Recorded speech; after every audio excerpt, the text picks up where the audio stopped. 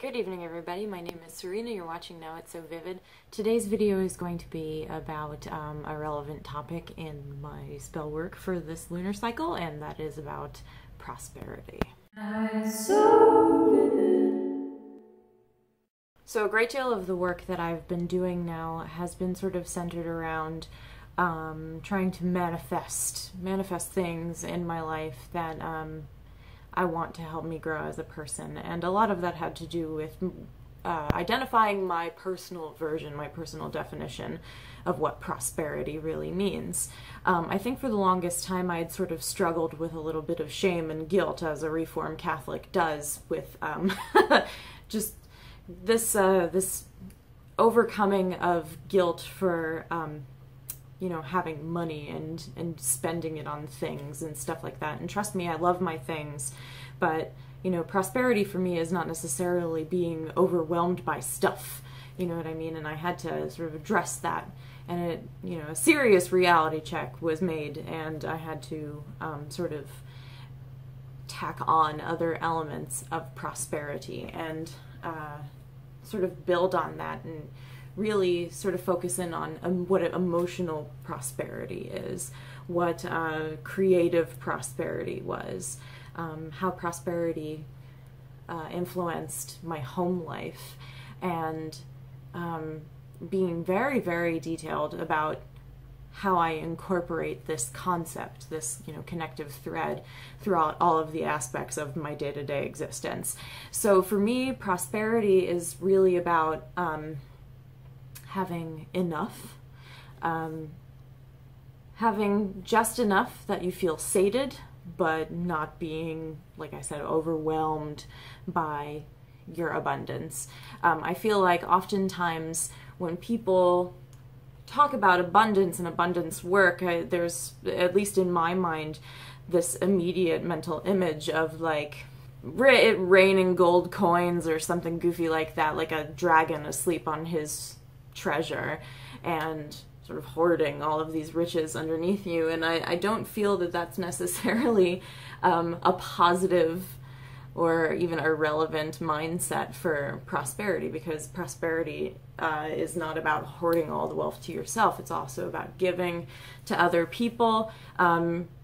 Greed certainly does not have the sort of sharing is caring attitude that prosperity really requires.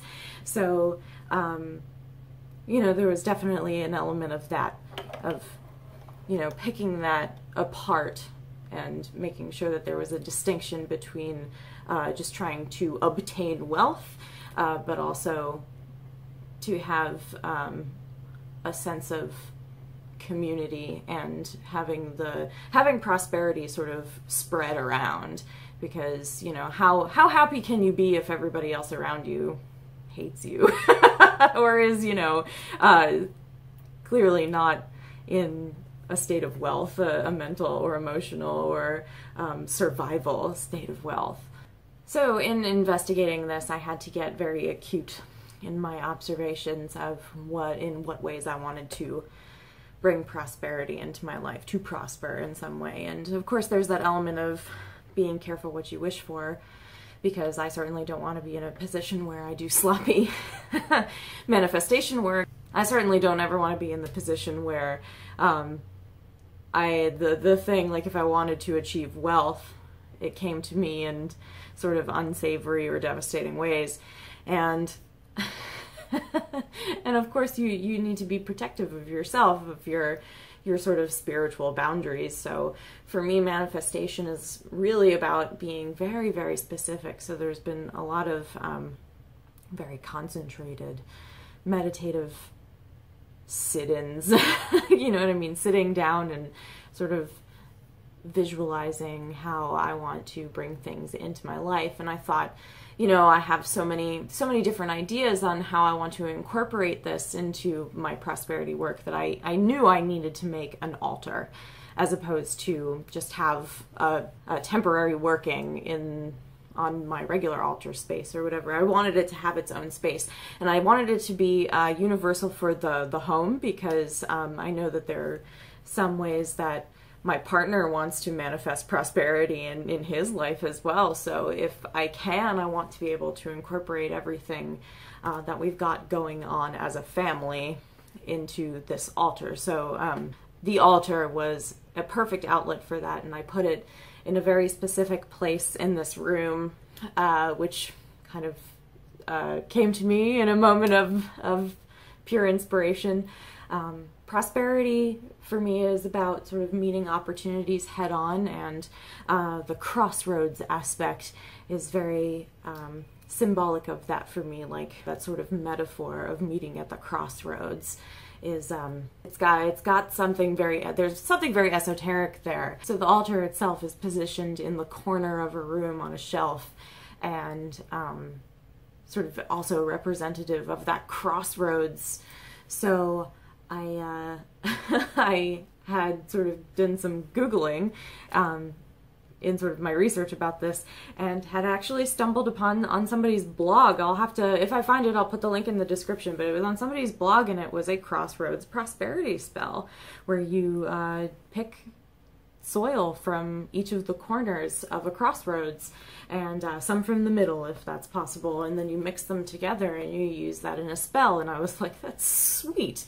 So today I went on an investigative walk with my fiance, and then we went out and hung out with some friends, and I drove home separately so that I could pick my dirt. You know, I wanted to do it alone and in the right mindset, and I happened to go out to my desired crossroads in the middle of a rainstorm, and that was way intense and very cool. Like, we've had a very gray, rainy May this year, but today felt like the first good summer rain, and it was very cleansing, and it smelled amazing, and I was really loving it. It was warm enough where I could walk in the rain for, you know, a couple of blocks and feel perfectly comfortable, not too cold or, you know, chilled to the bone. So I went out in the middle of this heavy rainstorm and picked my soil, and it was of course muddy, and I came home and my fingers were dirty and my hair was all wet, and I just felt rejuvenated. And there was this this beautiful moment where I realized I'd had this sensation I hadn't had since I was a kid, that thrill of like going out into the middle of the night into doing something magical or mysterious. My very first spell was doing this in the rain, so it was kind of nostalgic for me that I would be on this walk and with a particular intention in mind and experience this beautiful welling feeling within me that, you know, I was feeling connected to the universe and I was alone and, you know, perfectly in my own power. So that was fucking cool and definitely gave me, it felt like a good omen for creating a space in my home, an altar to prosperity. So without further ado, I'm going to stop rambling now and take a sip of my tea. But without further ado, I am going to whip the camera around and I'm going to give you a quick tour of my prosperity altar. So here we go. Welcome to my prosperity altar.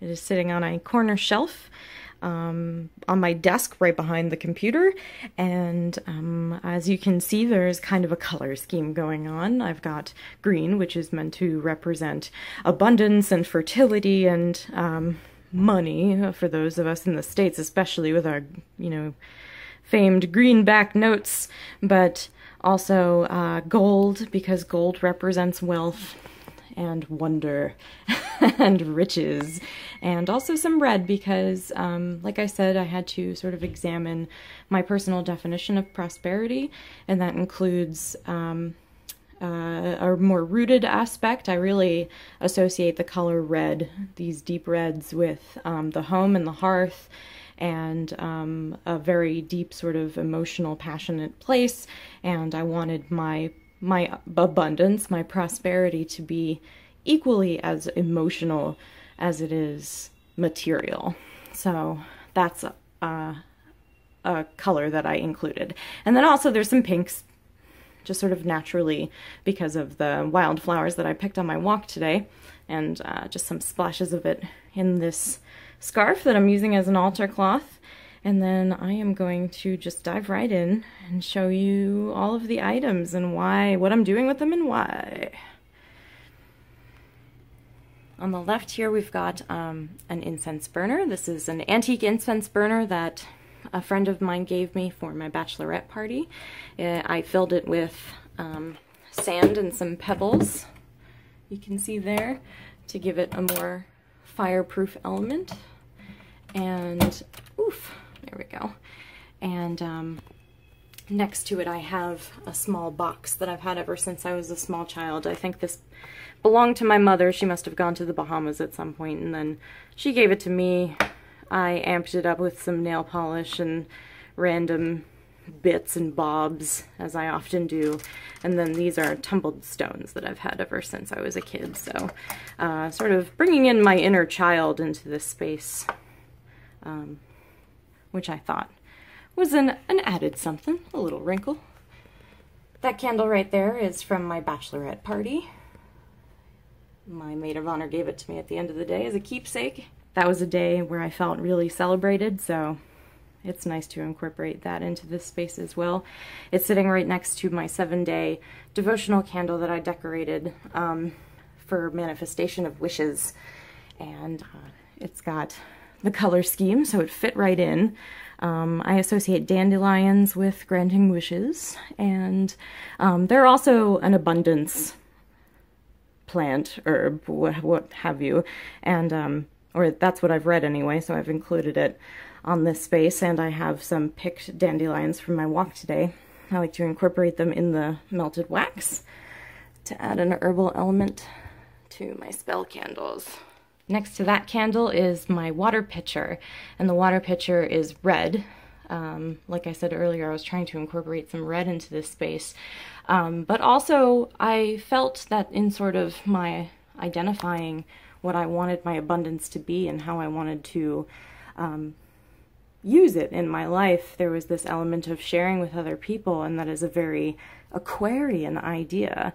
Aquarius is the water bearer, and bearing water means bearing wisdom, and the image of Aquarius is pouring the water from the pitcher, so sharing the wisdom with the world. So that is an element that I'm definitely riding on for my work in prosperity. It's filled right now with flowers and wildflowers that I picked on our walk today. And the water itself inside is snow water mixed with some water that I had stored from my trip to Cowan's Gap last summer. That was from the stream that was running through the state park there, and I'd had it for a long time and hadn't had a chance to use it for anything, so I put it in there. Sitting in front of the water pitcher is my copy of the Tarot Illuminati. It is a gold gilded deck, and I thought that that was very appropriate. I went with my color scheme, and it is all about illuminating wisdom, so of course it sits very comfortably next to that water pitcher, since they are the bearers of wisdom. Yeah. And I am currently working on a 2-card reading representative of the crossroads element. So I did a 2-card reading, each card representing one of the roads, in regards to how they intersect and how I can use that to obtain the successes that I am trying to manifest. And then this is the dirt that I picked from my walk in the rain this evening. That plate right there is something I bought today at Goodwill, and on top of it is sitting a glass bowl with some water and some pansies from our garden and some other wildflowers.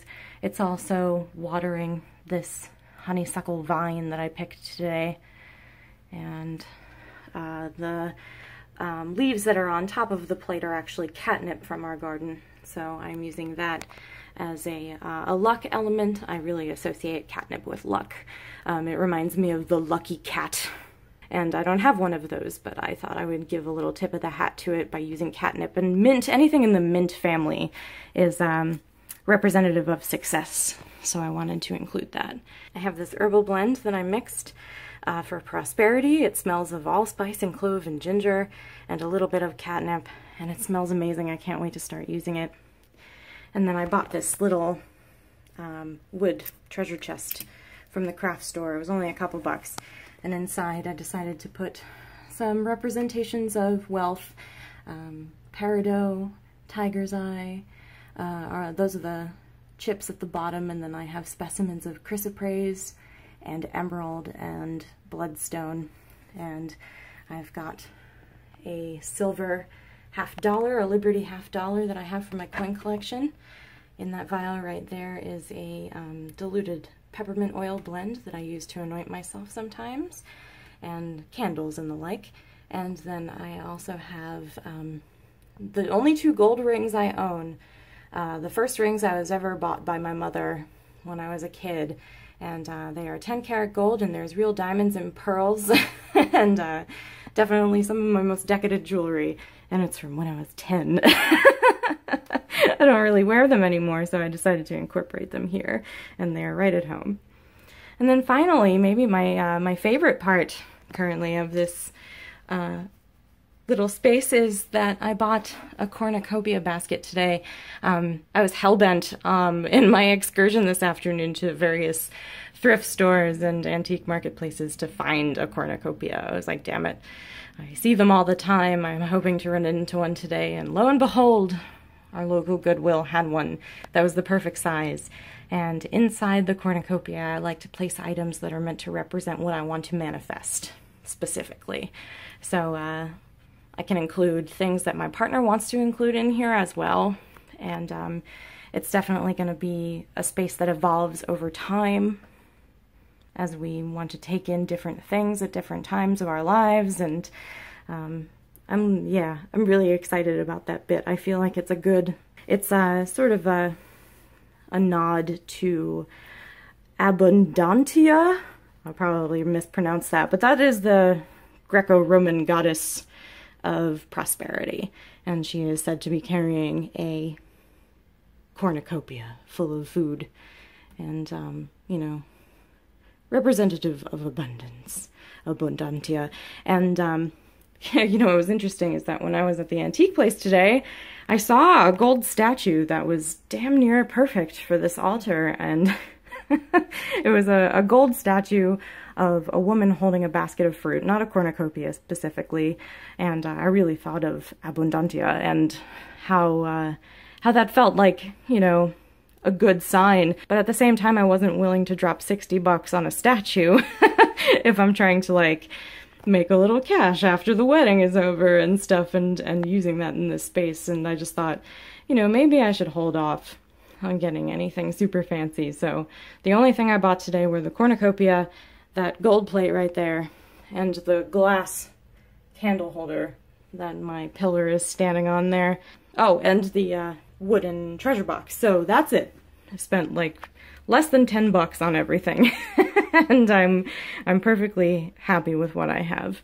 I feel like already that is a step in the right direction, because being happy with what I have is part of my prosperity journey as well. So I feel like I'm off to a good start.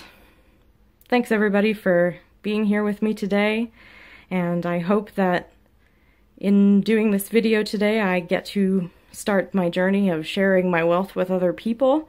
And until next time, sweet dreams. See you guys. Look at this. Got a kitty over here. She's practically catatonic. Catatonic. And then the other one, he just flopped down over here. Hey, little boy. What are you doing? These lazy, lazy cats.